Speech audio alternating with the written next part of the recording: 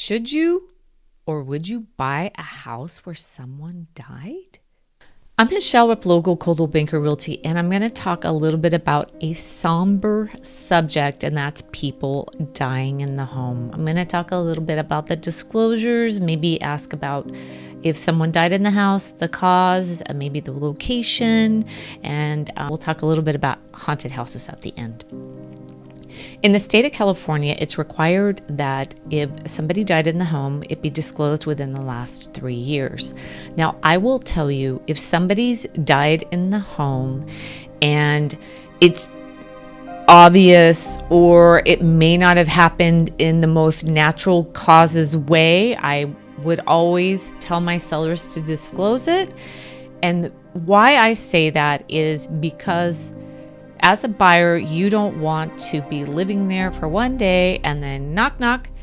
There's the neighbor going, "Hey, did you know that Joe passed away? He had a heart attack and, it was really tragic and, it was bad." And would you want that to happen to you? And the sellers always, if they need to disclose, they always go, "Oh yeah, I'd want to know. And yes, I want them to know." This is real people's lives. These are loved ones, and these are people that people care about and they want to protect them.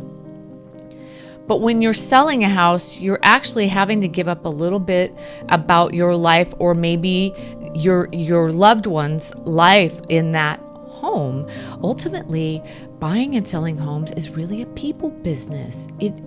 There's this house and there's this great neighborhood and you're near the beach and all these little but there's also the nuance that people live there, and how did they live there and what happened when they lived there. It's all part of the buying and selling process. So there's cause. Most of the homes I've sold, people have died peacefully in the home, but I have to tell you, I've sold a few homes where I don't know if you would say it wasn't peaceful, but there's just no way to put this, but they've ended their life, and for whatever reason, they had a terminal illness, or they just were in a lot of pain. And it's a really sad subject, and it really, it's a little hard to talk about, but it's a real thing. And the reason I'm bringing it up is because it's been happening a lot. And I know as a buyer, it's worrisome. Was somebody murdered in the home? Was somebody's life tragically taken? Now, knock on wood, I never have to be involved in that. But if I was coming to represent a seller who had something tragic like that, I'd want to take care of them as much as possible, because it is a really hard thing, but in the end, it's really just a house that shouldn't affect the home so much. Remember, we're going to talk about haunted houses at the end. So there's cause, and then there's where. I had a property years ago. I was representing a seller, and she said, "Well, I don't have to disclose it because, my brother, he passed away outside." And I said, "Well, it's still on the property, and it's still something that you really need to disclose." And it was within that window of the 3 years, so it needed to be disclosed. So on the property, I wouldn't say, next door. I did have another property I was selling, and there was some stuff that happened next door that kind of bled into the property, but it didn't affect that house. So it wasn't really up to my seller to disclose what happened at the neighbor's house.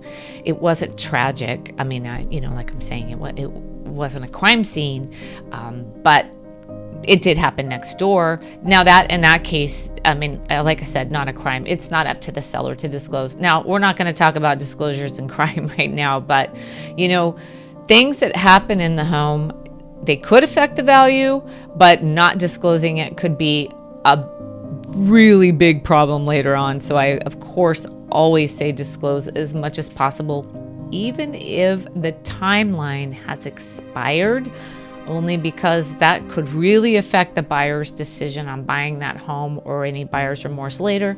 And buyer's remorse equals sign lawsuit typically, or mediation. So there's when we talked about that within the 3 years. And as I just described, it's always best to disclose as much as possible, even if the timeline has expired, only because that that buyer could really have a problem with something that has transpired in the home in any timeline. Now, I would say 10 years or more. You're kind of getting into history and 100 years and stuff like that. I mean, we have houses that have been built all over Santa Cruz. It could possibly be over burial grounds, right? Because we have very little land here, and we've had lots of people over the ages. So there's a lot to unpack when you're talking about that. But I would say overall, you're safe to buy a home where someone's passed away, but your comfort level might be based on how and possibly when and maybe location in the actual property envelope. Now, haunted houses. I talked a little bit about this on a podcast. I was talking with someone who, like me, kind of believes a lot of times haunted houses really stem out of the occupant and maybe some things they're not dealing with, and they manifest in kind of almost poltergeist happenings or anomalies, or chairs moving and stuff like that. Do I think that maybe they mentally moved it?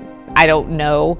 I just think that I thought I lived in an haunted house years ago. I mean, I really heard steps coming down the hallway, and they were loud, and there was nobody in the house, and I kept telling my husband these people were waking me up, and this house is haunted and I'm ready to move. But I never said to myself or him that I was ready to move. Then one night he sat up straight and he said, "They're talking to me," and he never believed me. And you know what I figured out? I figured out that we were no longer supposed to be living in that home. And I don't really think it was ghosts. Maybe somebody came from, the heavens and said, "Hey, these people got to go. Let's haunt them because they got to go." I mean, really, because that house was not my house anymore. And I wasn't happy there anymore. I don't hear any voices in the house I'm in now. And the people that are living there are pretty happy. And I don't think they're hearing any voices either. I really think the voices were probably in our head. Maybe not. Maybe the voices in my head were loud enough to wake my husband up. Who really knows? But, I would say if you're thinking ghosts and haunted houses, I would probably re-examine maybe that house is just not for you. True story.